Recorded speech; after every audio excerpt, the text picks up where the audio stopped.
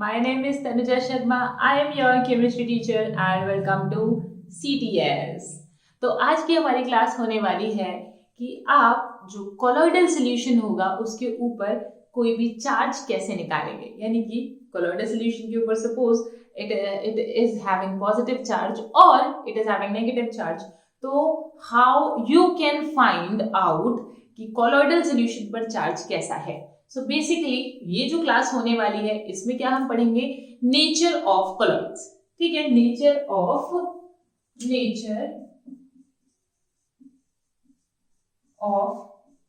Colloid. ठीक है, कि नेचर क्या है उसका, पॉजिटिव है या फिर उसका नेचर नेगेटिव है. ठीक है, आज की क्लास में हम यही पढ़ने वाले हैं. जो हमारी लास्ट क्लास थी उसमें हमने प्यूरिफिकेशन मेथड के बाद में कौन कौन से टॉपिक्स कंप्लीट किए थे, उसकी प्रॉपर्टीज से रिलेटेड, कोलॉइडल सॉल्यूशन की प्रॉपर्टीज से रिलेटेड हमने 3 पॉइंट पढ़ लिए थे. सबसे पहला कौन सा था, हाँ जल्दी बताइए, colligative properties, Brownian motion and Tyndall effect. ठीक है, तो जो हमारा फोर्थ टॉपिक आता है दैट इज इलेक्ट्रिकल प्रॉपर्टीज. ठीक है, अब ये जो इलेक्ट्रिकल प्रॉपर्टीज है यहीं से तो कुछ कुछ पता चलेगा कि भाई पॉजिटिव चार्ज होगा कोलॉइड या फिर नेगेटिव चार्ज होगा. ठीक है, बात समझ आ रही है. तो यहाँ पर ये जो हमारी नेक्स्ट जो प्रॉपर्टी है, ठीक है, फोर्थ प्रॉपर्टी आप कह सकते हैं, वो फोर्थ प्रॉपर्टी क्या होती है, इलेक्ट्रोफोरेसिस. ठीक है, इलेक्ट्रोफोरेसिस ये हमारी बेटा फोर्थ प्रॉपर्टी है जो हमें उस लेक्चर के बाद अब पढ़नी है. ठीक है, ये हमारी फोर्थ प्रॉपर्टी है.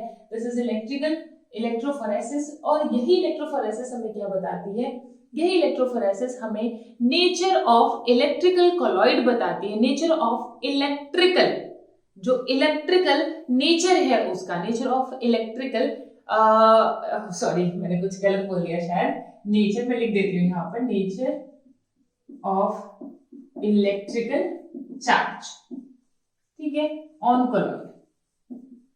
ये बेटा ये जो इलेक्ट्रोफोरेसिस है यही हमें क्या बताएगा, nature of electrical charge on colloid बताएगा. जो कि मैंने आपसे ऊपर बोला कि कॉलॉइड का नेचर कैसा है, पॉजिटिव है या नेगेटिव है, वो हमें इस पूरे टॉपिक से आज पता चलने वाला है. ठीक है, और this topic is very important for your competitive exam and for your JEE exam. ठीक है, sorry, for your competitive exam and for your CBSE exam. ठीक है, JEE नहीं CBSE, कॉम्पिटिटिव में तो आ गया ना JEE और नीट. ठीक है, तो हम आते हैं कि हम ये नेचर कैसे कैसे निकालेंगे. इस पर बेटा आपका न्यूमेरिकल लगेगा. न्यूमेरिकल बहुत इंपॉर्टेंट है, तो जो पहले आप कॉन्सेप्ट सीख लो फिर लास्ट में हम न्यूमेरिकल करेंगे. देखो अब आते हैं, देखो बेटा इलेक्ट्रोफोरेसिस मैंने क्या बताया, किस लिए यूज होता है कि हम कॉलॉइड के ऊपर पॉजिटिव चार्ज है या नेगेटिव चार्ज है, ठीक है, इसको निकाल पाए.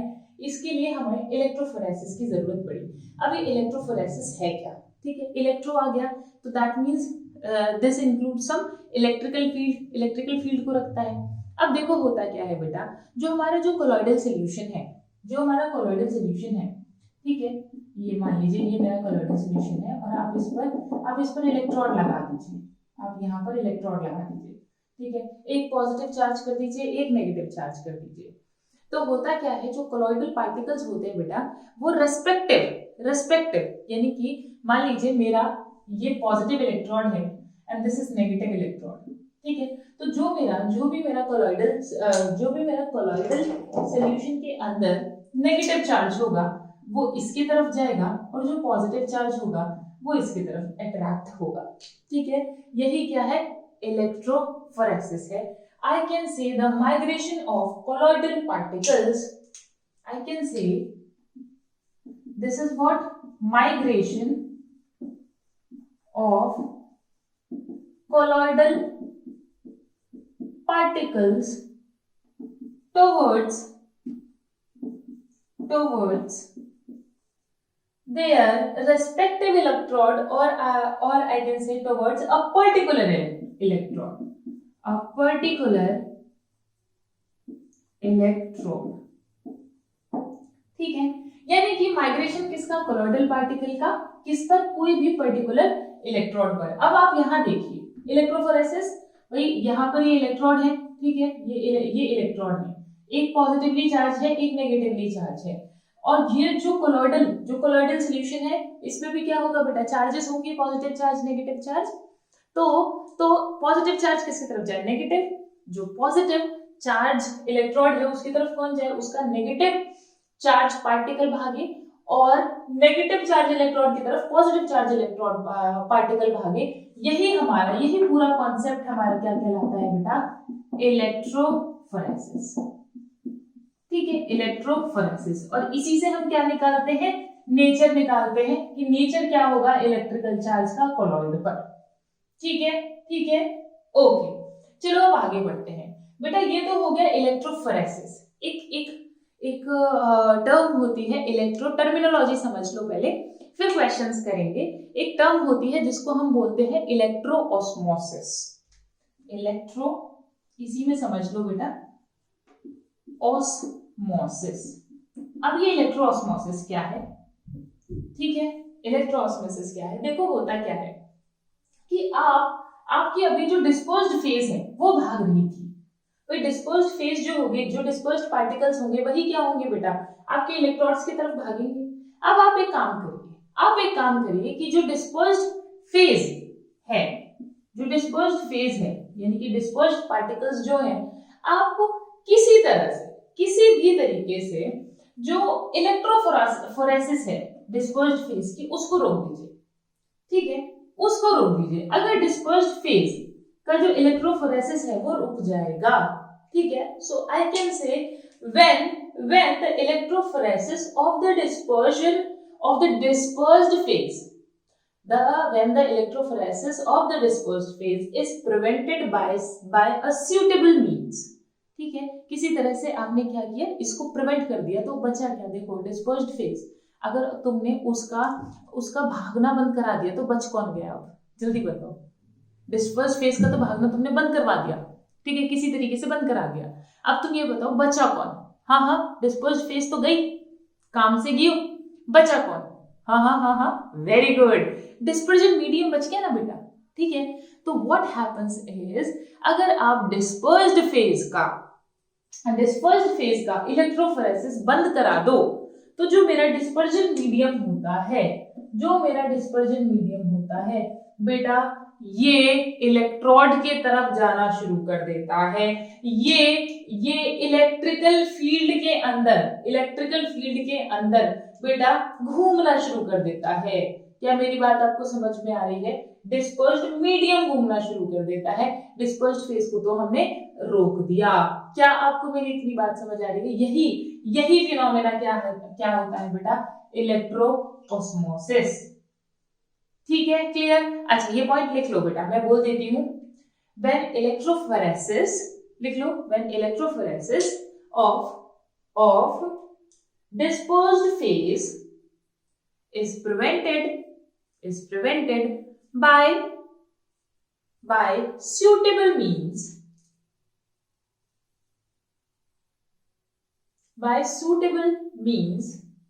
it is observed that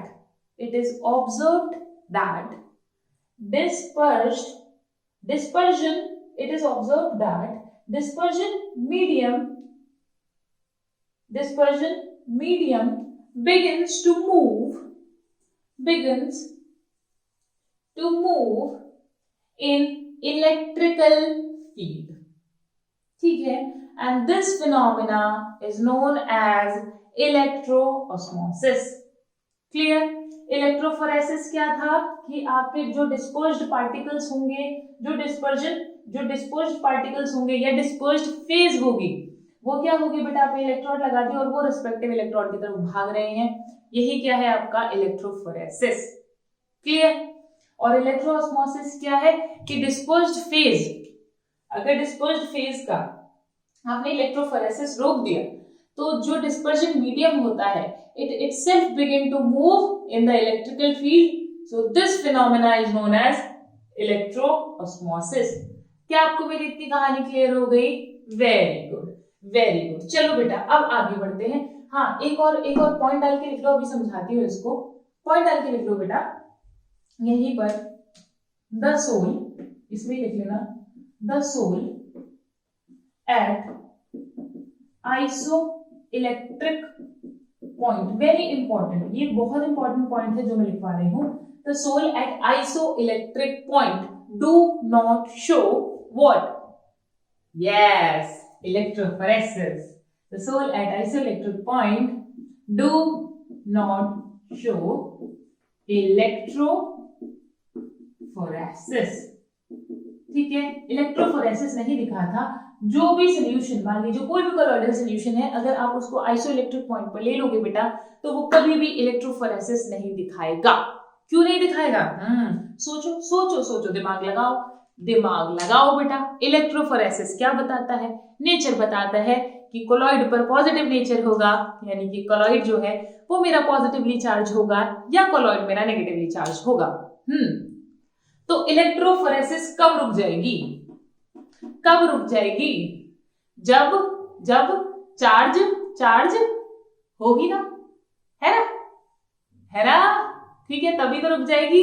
तो बहुत सिंपल सी बात है. The sol at isoelectric point do not show electrophoresis, क्योंकि उस पर कोई चार्ज नहीं होता. अब उस पर कोई चार्ज क्यों नहीं होता?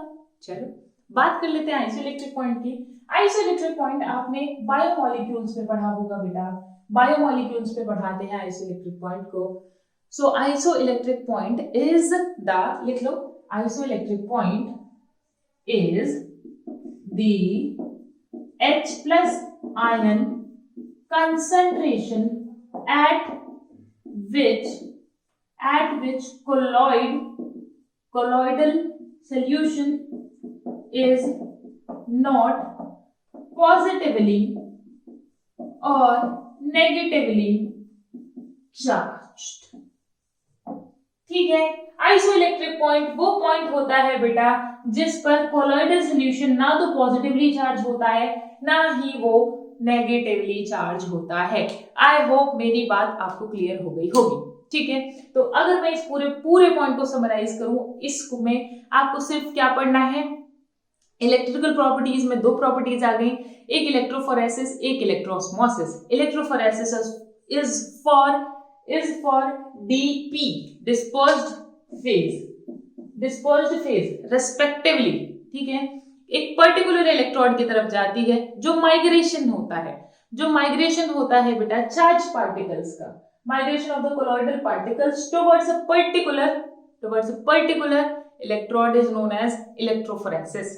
ठीक है, अगर कोलॉइडल पार्टिकल पॉजिटिव चार्ज है तो नेगेटिव की तरफ जाएगा, नेगेटिव चार्ज है तो पॉजिटिव की तरफ जाएगा. ठीक है, क्लियर? यही क्या था इलेक्ट्रोफोरेसिस. इलेक्ट्रोऑस्मोसिस क्या था बेटा?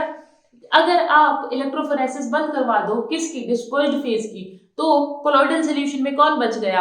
हाँ बिल्कुल सही, डिस्पर्स्ड मीडियम बच गया, डिस्पर्जन मीडियम बच गया बेटा. और अगर जो डिस्पर्जन मीडियम है और इलेक्ट्रिक फील्ड बाहर से लग रहा है तो मजबूरी है बेचारे की, डिस्पर्स्ड फेज जा ही नहीं सकता तो कौन जाना चाहेगा बेटा? कौन जाना चाहेगा? डिस्पर्जन मीडियम जाना चाहेगा. I think I am clear. ठीक है, चलो ये जाना चाहेगा, और अगर ये जाएगा तो ऑफ कोर्स वो फिनोमेना क्या हो जाता है? इलेक्ट्रोऑस्मोसिस. अब उसके बाद में बात कर लेती हूँ. मैंने आपको ये दो पॉइंट पढ़ाए हैं, अति इंपॉर्टेंट, बहुत ही इंपॉर्टेंट पॉइंट है बेटा. आइसोइलेक्ट्रिक पॉइंट पर कोई भी इलेक्ट्रोफोरेसिस नहीं होता, क्योंकि आइसोइलेक्ट्रिक पॉइंट वो पॉइंट होता है जिस पर ना तो हमारा कोलॉइडल सॉल्यूशन जो है ना तो वो पॉजिटिवली चार्ज होता है ना वो नेगेटिवली चार्ज होता है. और अगर उस पर कोई चार्ज होगा ही नहीं तो ये लल्लू लाल मूव ही क्यों करेगा? समझ रहे हो? इलेक्ट्रोफोरेसिस होगा ही क्यों? क्लियर? डन? इतना हटा दे बेटा. चलो अब अगले पार्ट पर चलते हैं. नेक्स्ट इसका जो बहुत ही बेहद इंपॉर्टेंट पार्ट है बेटा, यहां से मैंने क्या बता दिया कि 2 पॉइंट जरूर कर लेना बेटा. सीबीएसई में तो इसका पूछ सकता है व्हाट इज इलेक्ट्रोफोरेसिस. ठीक है, सीबीएसई में आपसे इलेक्ट्रोफोरेसिस पूछ सकता है. ठीक है, 2 नंबर के नोट में आ सकता है बेटा. और तुमसे ये पूछ सकता है, ये तो खैर ये एप्लीकेशन पूछ सकता है कि नेचर ऑफ इलेक्ट्रिकल चार्ज अगर आपको पता लगाना हो तो कौन सा एप्लीकेशन आप यूज करते हो. तो सिंपल है, इलेक्ट्रिकल चार्ज पता लगाना है तो इलेक्ट्रिकल प्रॉपर्टीज का ही यूज हम करेंगे. ठीक है, चलो आगे बढ़ते हैं. अब जो इससे क्वेश्चंस बेसिकली आपके एग्जाम में, चाहे वो सीबीएसई हो, नीट हो, चाहे जेईई हो, वो आते हैं बेटा कि वो आपसे पूछ लेता है which of the following is negatively charged colloid, which of the following is positively charged colloid. तो there are some examples जो बार बार पूछे जाते हैं, उनको मैं आपको लिखवा देती हूँ, उनको बाय हार्ट एक बार कर लेना बेटा, and they are very important. ठीक है, चलो करते हैं। सबसे पहले हम लिखेंगे पॉजिटिवली चार्ज्ड colloids, ठीक है, और उधर मैं लिख दूंगी बेटा नेगेटिवली चार्ज्ड colloids। ठीक है, आई थिंक ये पॉजिटिव नेगेटिव ये समझ में आ रहे होंगे। हाँ, ओके, देखो सबसे फर्स्ट एग्जांपल अगर मैं लेती हूँ इसका, ठीक है, पॉजिटिवली चार्ज इसका, तो जो पॉजिटिवली चार्ज कोलॉइड है सबसे बढ़िया एग्जांपल है बेटा हमारा FeOH whole thrice and AlOH का होल थ्राइस। ये हमारा बेटा पॉजिटिवली चार्ज कोलॉइड होता है। ठीक है, आगे आते हैं बेटा नेगेटिवली चार्ज अब ठीक है, नेगेटिवली चार्ज कोलॉइड्स में आते हैं आपके सारे मेटल्स। ठीक है, सारे के सारे मेटल्स लगा लो आप। ठीक है, चाहे आपका Ag हो, Au हो, Pt हो, ठीक है, और आर्सेनिक हो। As का तो आपने पढ़ा भी था ना, आर्सेनिक का सोल नहीं बनाया था हमने डबल डिकम्पोजिशन में डालकर, यू रिमेम्बर। और चाहे आपके मेटल सल्फाइड्स हो, ये जितने भी होते हैं बेटा ये आपके होते हैं नेगेटिवली चार्ज्ड कोलॉइड।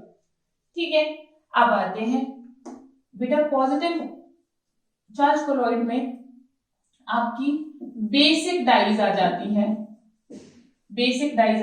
और बेसिक डाई होती है आपकी एक मिथाइलिन ब्लू। ठीक है, मिथाइलिन ब्लू, बी से याद रखेंगे, बेसिक है बेटा मिथाइलिन ब्लू, बेसिक डाई है। ठीक है, और कैसी है बेटा पॉजिटिवली चार्ज है। नेगेटिव में आ जाते हैं बेटा आपका एसिडिक डाइज, एओसिन एंड कॉन्गोरेड। ठीक है, ये आपकी एसिडिक डाई होती हैं बेटा। पास्ट ईयर के क्वेश्चंस पेपर खंगालोगे तो आपको बहुत क्वेश्चंस मिल जाएंगे इससे। सीधा एग्जांपल पूछ रखा है, you know it then okay you are gaining marks, you don't know it तो ठीक है, आप तुक्का भी नहीं मार सकते हो इनमें। अच्छा, अब यहां आते हैं बेटा थर्ड, जो पॉजिटिवली चार्ज है बेटा हीमोग्लोबिन जो होता है ये आपका पॉजिटिवली चार्ज कोलॉइड है। जो ब्लड में हीमोग्लोबिन मिलता है ना Hb, ठीक है, that is positively charge colloid. और मजे की बात तो ये है कि जो हमारा ब्लड होता है that is negatively charge colloid. देख लो, पॉजिटिव और नेगेटिव दोनों साथ साथ लाए कर रहे हैं, बट कभी कोएगुलेट नहीं होते। कभी होते हैं क्या कोएगुलेट? ब्लड कोएगुलेट होगा क्या अंदर, क्योंकि ये दोनों साथ में है। भाई सोचो, मैंने कहा तुमसे haemoglobin is positively charge and blood is negatively charge. कभी भी क्या नहीं होते, ये कोएगुलेट नहीं होते।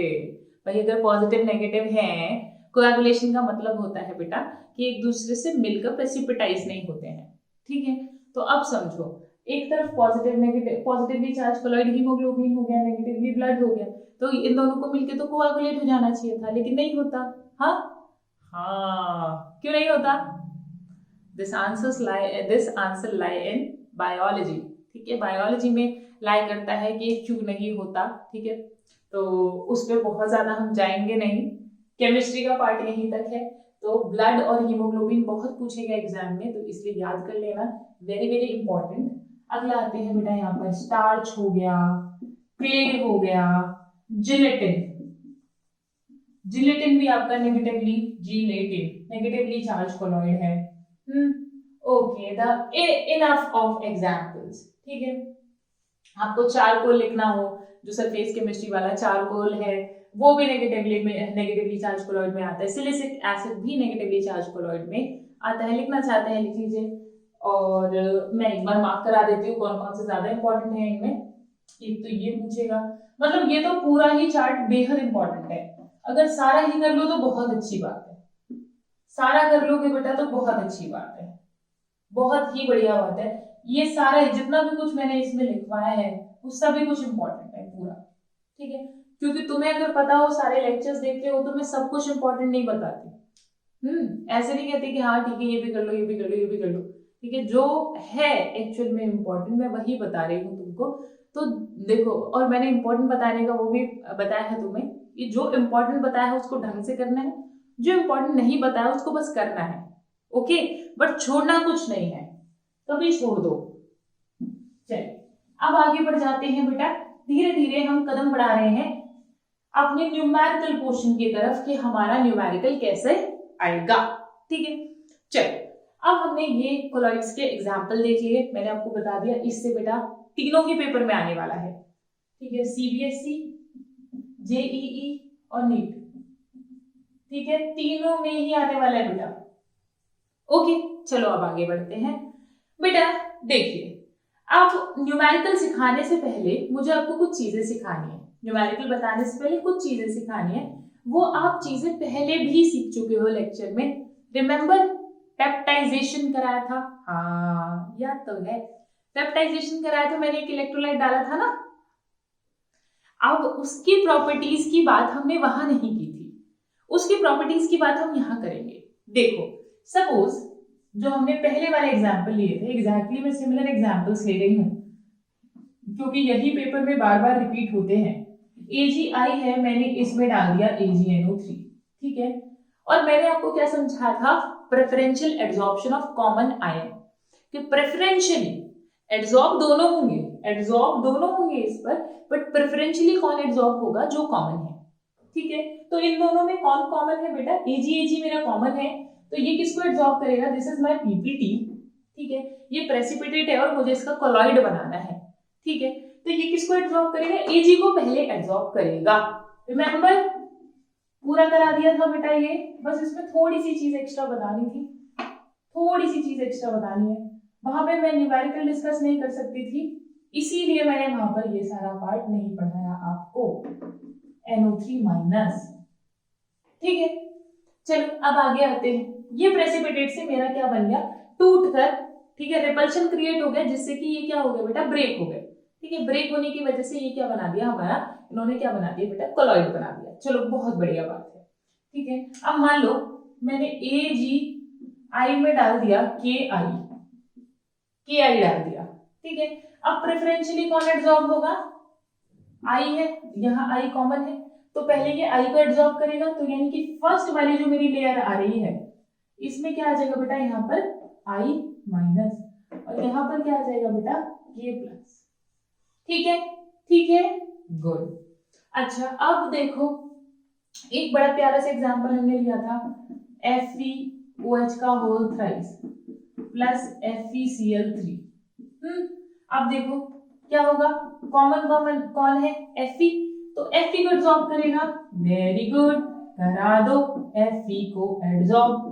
अगर Fe होगा एड्सॉर्ब तो यहाँ क्या आ जाएगा बेटा, +3, और वेरी गुड यहाँ आ जाएगा मेरा 3Cl माइनस। क्लियर, क्या आपको इतनी बात समझ आ रही, एड्सॉर्ब उसी को करेगा जो कॉमन होगा, preferential adsorption of common ion, ठीक है, डन।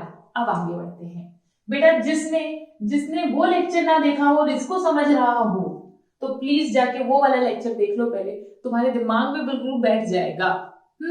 अब आते हैं बेटा, ये जो फर्स्ट लेयर आपको नजर आ रही है, अब तुम्हें ये तो क्लियर हो गया कि यहाँ पे मेरी 2 लेयर बन रही है, ठीक है। Preferential adsorption of common ion की वजह से, कॉमन आयन जो इसने खा लिया है, एड्सॉर्ब जो कर लिया है इसने अपनी लेयर पर, इसकी जो लेयर होगी बेटा कुछ इस तरह से होगी, मान लीजिए कि Fe ये है, और इसने क्या किया होगा बेटा, इसको एड्सॉर्ब कर लिया, ठीक है। उसके बाद है Cl, मेरी बात समझ रहे हो, तो क्या हो रहा है, हो क्या रहा है कि ये जो मेरा कोलॉइडल पार्टिकल है, इसके बाहर पॉजिटिव, फिर उसके बाहर नेगेटिव, तो क्या हो क्या रहा है कि पहले पॉजिटिव की लेयर बन गई पूरी, फिर नेगेटिव की लेयर बन रही है। क्लियर हो रही है बात, हाँ क्लियर हो रही है। तो अब इस सब से हुआ क्या, अगर कहीं पर पॉजिटिव और नेगेटिव चार्ज आ जाए और न्यूट्रल ना हो तो वहां पर क्या होगा, कुछ ना कुछ, yes you are right, potential difference. अरे पॉजिटिव और नेगेटिव के बीच में क्या होता है? पोटेंशियल डिफरेंस ना। यस, ठीक है, यही तो तुम इलेक्ट्रोकेमिस्ट्री में भी पढ़ते हो भाई, पोटेंशियल डिफरेंस, ईएमएफ निकालते हो ना नस्ट इक्वेशन से, बिल्कुल वैसे ही यहाँ क्या हो रहा है बेटा, एक पोटेंशियल डिफरेंस दोनों के बीच में, दो लेयर्स बन रही हैं अलग अलग, ये एक लेयर बन गई है और ये एक लेयर बन गई है, ठीक है, समझ लो, ये वाली एक लेयर बन गई यहां से यहां तक, ये जो बन रही है, जो बीच में मैंने लगाया है, ये एक लेयर बन गई है, ओहो, ये एक लेयर बन गई है और उधर वाली दूसरी लेयर बन गई है।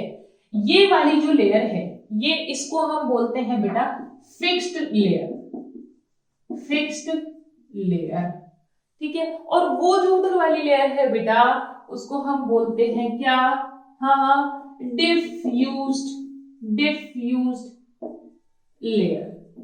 ये हो गई फिक्स लेयर, ये हो गई मेरी डिफ्यूज्ड लेयर। अब समझो इस बात को, अब समझो बेटा, देखो पोटेंशियल डिफरेंस है ना दोनों के बीच में, मैंने बता दिया कोई ना कोई पोटेंशियल डिफरेंस दोनों के बीच में जरूर होगा, क्योंकि एक तरफ पॉजिटिव चार्ज है दूसरी तरफ नेगेटिव चार्ज है। अगर कभी भी एक तरफ पॉजिटिव एक तरफ नेगेटिव चार्ज हो, इलेक्ट्रिकल प्रॉपर्टीज आती थी ना, इलेक्ट्रोफोरेसिस में भी आई थी इलेक्ट्रिकल प्रॉपर्टीज, यहाँ पे भी आएंगी। और समझो कि पॉजिटिव और नेगेटिव चार्ज अगर आ गया है तो there will be some potential difference, ठीक है, कुछ ना कुछ दोनों के बीच में क्या होगा बेटा, पोटेंशियल डिफरेंस रहा होगा, and the potential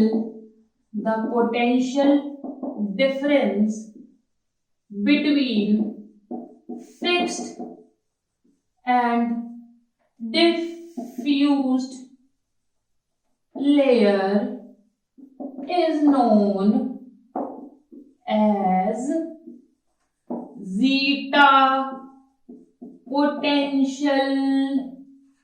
zeta potential कहते हैं बेटा इसको, और इलेक्ट्रोकाइनेटिक पोटेंशियल। क्या आपको इतनी बात क्लियर हो गई बेटा? दोनों के बीच का एक फिक्स लेयर बनी, एक फिक्स थी, एक हेल्महोल्ट्ज लेयर थी, और इन दोनों के बीच का पोटेंशियल डिफरेंस को ही हम क्या बोलते हैं? जीटा पोटेंशियल और इलेक्ट्रोकाइनेटिक पोटेंशियल। अब समझो बेटा कि ये जो फिक्स लेयर और ये जो डिफ्यूज लेयर, ये जो है दोनों कॉम्बिनेशन, ये दिया था हमें हेल्महोल्ट्ज ने, ठीक है, Helmholtz was the scientist. Thermo में पढ़ते हैं ना हेल्महोल्ट्ज फ्री एनर्जी, ना तुम नहीं पढ़ते हो या? हाँ पढ़ते हो देखो, तो ये जो है ये whole thing is known as Helmholtz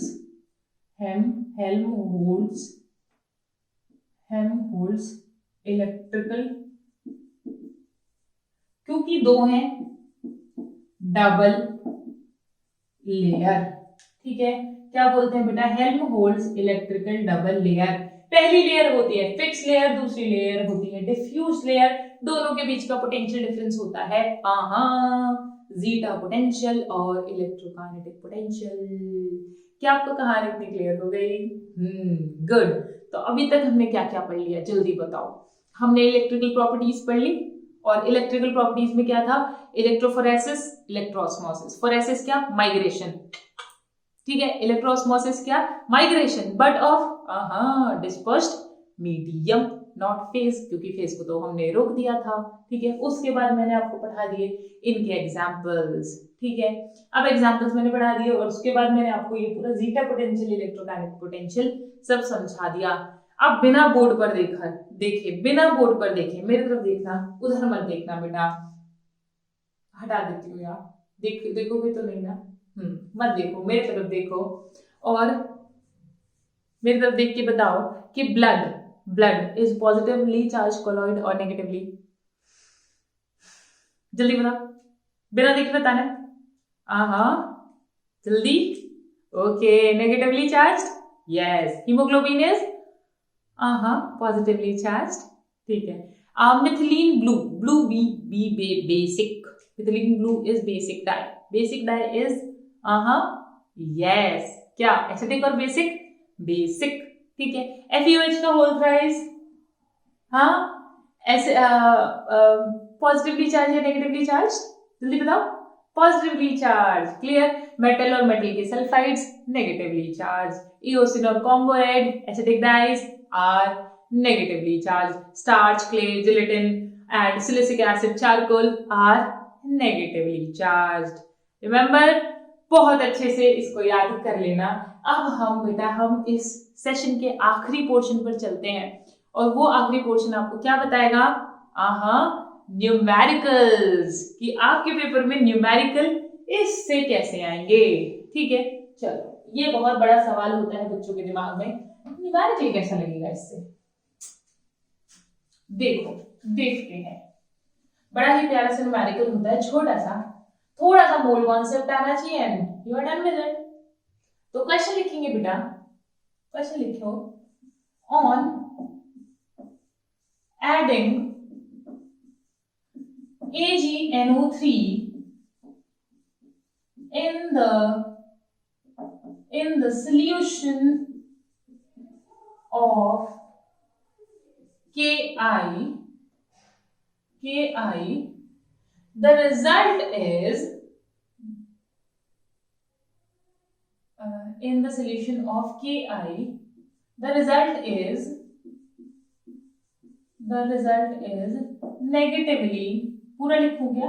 चलो पूरा लिख देती हूँ, negatively charged colloid. Which of the following is true? Which of them is true? कुछ भी लिख लो बेटा, true. Following की स्पेलिंग लंबी थी तो मैंने them लिख दिया, ठीक है, not a big deal. Okay, so first is he is saying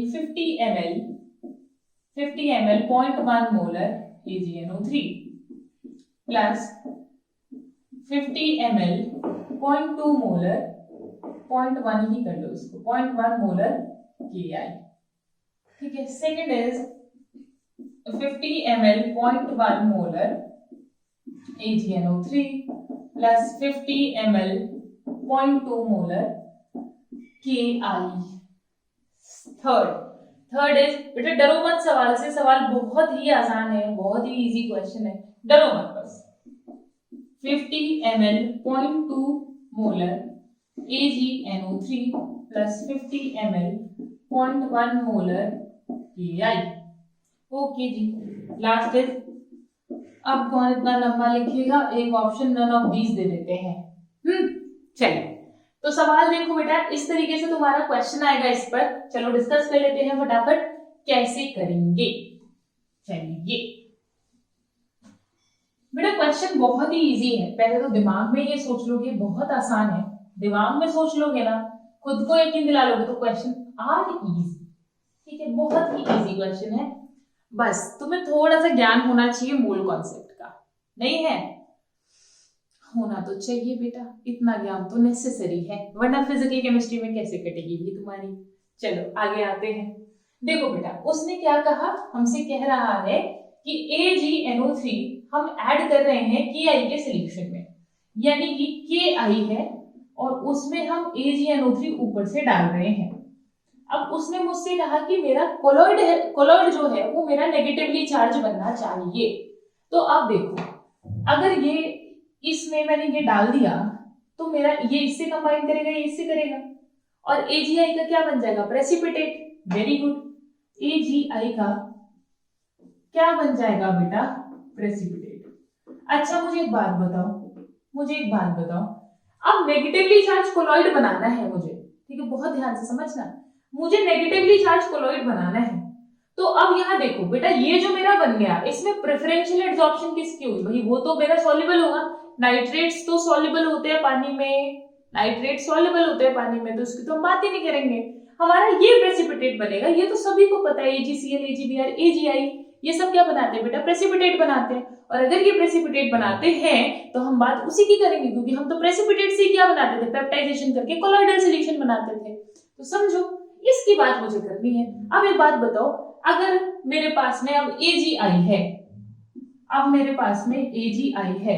तो मेरे पास में क्या होना चाहिए। देखो, एक दो मेथड बताऊंगी, ये पहला मेथड है, ठीक है, ये पहला मेथड है, मेथड 1 तुक्का मेथड, ठीक है, मेथड 1 करते हैं तुक्का मेथड, मेथड 2 ऐसे तुक्का नहीं मारते भाई, या देखा, ओके क्या करते थे वो, अब कड़वक कड़वम में वो 80-90 पूरे 100 ना, ऐसे नहीं करना, ये तुक्का नहीं कह रही हूं मैं, दिमाग वाला तुक्का, ठीक है जिससे सवाल भी सही हो। देखो अब ये जो मेरा AgI है, इस पर मैं क्या डालूं, प्रेफरेंशियल एडसॉर्प्शन किसकी होगी, नेगेटिवली कोलॉइड बनाने के लिए। अगर मान लो मैंने AgNO3 दोनों को करा के देख लो और AgI पर KI दोनों को करा के देखो बेटा, नेगेटिवली चार्ज कोलॉइड किस में बन रहा है, क्योंकि उसने मुझसे कहा है कि रिजल्ट में नेगेटिव बनना चाहिए, रिजल्ट में नेगेटिवली चार्ज कोलॉइड बनना चाहिए, ठीक है। तो बहुत बढ़िया जी बात है। अब ये प्रेफरेंशियल कौन सा है, इसमें Ag है, AgI Ag, तो यहाँ क्या गया बेटा, प्लस आ गया, ये कैसा बन गया, ये कैसा बन गया भाई, कैसा बन गया, ये बन गया बेटा मेरा positively charge colloid.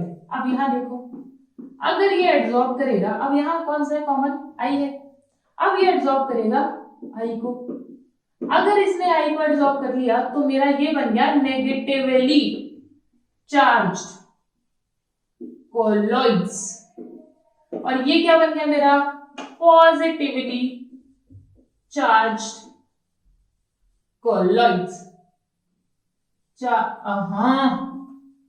Charged colloids, ठीक है ठीक है ठीक है, क्लियर, हाँ ओके। ये पॉजिटिवली है, ये नेगेटिवली है, तो मुझे कौन सा चाहिए, सवाल में नेगेटिवली चाहिए, यानी कि मुझे कंडीशन कौन सी चाहिए, ये वाली चाहिए। तो उसमें देख लो भाई, जिसमें KI की मात्रा ज्यादा हो, यानी KI का अमाउंट जिसमें ज्यादा होगा, भाई यही तो मुझे एक्स्ट्रा चाहिए, इतना चाहिए कि पहले ये AgI को भी बना दे और फिर I को भी ले आए, तो मुझे KI का अमाउंट क्या चाहिए, ज्यादा चाहिए, ठीक है। पहला मेथड। अब आ जाओ यहाँ पर KI का अमाउंट क्या है, इसमें तो बराबर है, इसमें देखो बेटा बराबर है, अगर इसमें बराबर है दोनों चीजें तो ये यहां तक तो हो जाएगा, लेकिन आगे कुछ नहीं होगा, न्यूट्रल तो हो जाएंगे लेकिन आगे रिएक्शन नहीं होगी, तो ये वाला ऑप्शन तो मेरा कट गया। अब आते बेटा नन ऑफ दीज वाला बड़े लग रहा ऑप्शन, ठीक है कोई बात नहीं, मेरे रुक जाओ।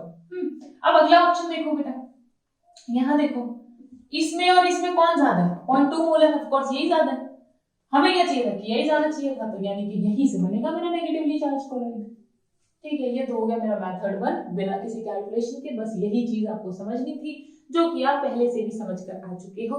अगर उसने एब्जॉर्ब किया है, यहाँ पर देखो, यहाँ पर ठीक है, यहाँ पर इसने पॉजिटिवली चार्ज को एब्जॉर्ब किया है तो पॉजिटिवली चार्ज कोलॉइड बन गया, नेगेटिव को एब्जॉर्ब किया है तो नेगेटिवली, कंफर्म आप यहाँ से कर लेंगे। अच्छा अब देखिए यहाँ नीचे वाले से इससे, अब इसमें ये ज्यादा है ये कम है, तो इसमें AgNO3 का अमाउंट ज्यादा है, तो यानी कि इसमें क्या बनेगा बेटा, पॉजिटिवली चार्ज्ड कोलॉइड, और यहां क्या बनेगा बेटा, नेगेटिवली चार्ज्ड कोलॉइड, ठीक है। अच्छा नन ऑफ दीज वाला कट गया, यानी मेरा आंसर कौन आ गया, ये मेरा आंसर आ गया। आई होप आपको इतनी बात क्लियर हो गई होगी। तो चलो अब इसका मेथड नंबर देखते हैं 2, जिसमें मुझे लगाना पड़ेगा थोड़ा सा मोल कॉन्सेप्ट, ठीक है। अभी तो मैंने ये मेथड से बता दिया आपको कि कोई कैलकुलेशन नहीं, कुछ नहीं, आप इस तरीके से देख लो। दूसरा मेथड देखिए, मेथड 2 देखो बेटा, मेथड 2 में क्या करना पड़ेगा आपको कि आप ना अगर इन दोनों की मल्टीप्लाई करोगे, यानी कि ये क्या हो गया मेरा वॉल्यूम हो गया, ये मेरा क्या हो गया, क्या हो गया, ये देखो ये मोलैरिटी हो गई ना, ये मोलैरिटी हो गई, मोलैरिटी बराबर क्या होता है, number of moles divided by volume of solution, है ना, यही तो होता है, number of moles divided by volume of solution. देखो अगर मैं यहाँ इसमें मल्टीप्लाई कर दूं, यानी m into v कर दूं, तो मेरे नंबर ऑफ मोल्स आ जाएंगे, वेरी गुड। अब देखना, अगर ये वॉल्यूम लीटर में है तो नंबर ऑफ मोल्स आएंगे, लेकिन अगर यही वॉल्यूम मिलीलीटर में है तो नंबर ऑफ मिली मोल्स आ जाएंगे, वेरी गुड। अब देखो नंबर ऑफ मिली मोल्स आ जाएंगे, तो देखिए यानी कि मैं सिंपली मल्टीप्लाई कर दूं, मेरे नंबर ऑफ मिली मोल्स आ जाएंगे। अब देखो जो फर्स्ट ऑप्शन है मेरा फर्स्ट ऑप्शन, उसमें अगर मैं इन दोनों की मल्टीप्लाई करूं तो मेरे कितने आ गए बेटा, 5 मिलीमोल आ रहे, 5 मिलीमोल्स, और यहां भी कितने आ रहे बेटा, 5 मिलीमोल्स। तो देखो भाई देखो, मैंने क्या कहा था मैंने क्या कहा था यहाँ पर कि दोनों एक दूसरे से क्या हो जाएंगे बेटा, न्यूट्रलाइज, इतना ही बनेगा। आगे रिएक्शन सोचो भी मत, ठीक है। 5 से 5, 5 मिलीमोल से भाई ये 5 5 ही बनेगा, ये दोनों खत्म हो जाएंगे, ठीक है। अब आगे आते हैं, यहाँ पर देखो बेटा, मल्टीप्लाई किया 5 मिलीमोल, यहाँ मल्टीप्लाई किया तो आ जाएगा 10 मिलीमोल। तो यहाँ क्या होगा, AgNO3 प्लस KRe बनेगा, क्या बनेगा, AgRe, ये है 5 मिलीमोल, ये है 10 मिलीमोल। अब देखो ये इनिशियली 0 है, t इक्वल टू 0 पर। अब t equal to time t पर देखना, ये बनेगा भाई, इसका एक से रिएक्ट करता है तो 5 से करेंगे, 5 से करेंगे, और बाकी 5 क्या बेकार, तो ये तो 0 हो गया, ये हो गया 5, क्योंकि 5 बच जाएंगे बेटा, और वो कितने बनेंगे 5। अरे यार देखो ध्यान से देखो, एक से रिएक्ट करके एक देता है इसका, भाई एक मोल से रिएक्ट करके 1 मोल देता है, तो 5 मोल से रिएक्ट करके 5 मोल देंगे, तो 5 ने तो रिएक्ट कर लिया, 5 के 5 खत्म, और 5 बना दिए, इसके भी 5 खर्च हो गए, लेकिन थे कितने इसके पास 10, तो 5 बच गए ना। अब ये 5 आगे क्या बनाएंगे बेटा, हाँ बिल्कुल सही बात, ये बनाएंगे आगे ये नेगेटिवली चार्ज्ड कोलॉइड, ठीक है, डन। तीसरा पार्ट आप खुद करके देख सकते हो बेटा, वहां पर इसके 10 आ जाएंगे और इसके 5 आ जाएंगे, और बन जाएगा आपका पॉजिटिवली चार्ज कोलॉइड, ठीक है। तो आज का सेशन जो है वो बहुत ही इंपॉर्टेंट था, तो आपने आई होप इस तरह के सवाल समझ लिए होंगे, किस तरह के क्वेश्चंस आते हैं। मोस्टली ये वाले क्वेश्चन सीबीएसई में नहीं आएंगे, सीबीएसई वाले बच्चे इसको सिर्फ अंडरस्टैंडिंग के लिए करें, और जो आईआईटी और नीट वाले बच्चे हैं बेटा वो एक्सपेक्ट करें इस तरह के सवालों को अपने पेपर में, ठीक है। तो अब हम मिलेंगे आपसे अगले लेक्चर में, एंड अगला lecture will be all about coagulation. तो कोआगुलेशन के बारे में पढ़ेंगे और चैप्टर को फटाफट से फिनिश करेंगे, ठीक है, और अच्छे से फिनिश करेंगे। तब तक के लिए गुड बाय, एंड पढ़ते रहिए, आगे बढ़ते रहिए और बहुत खुश रहिए।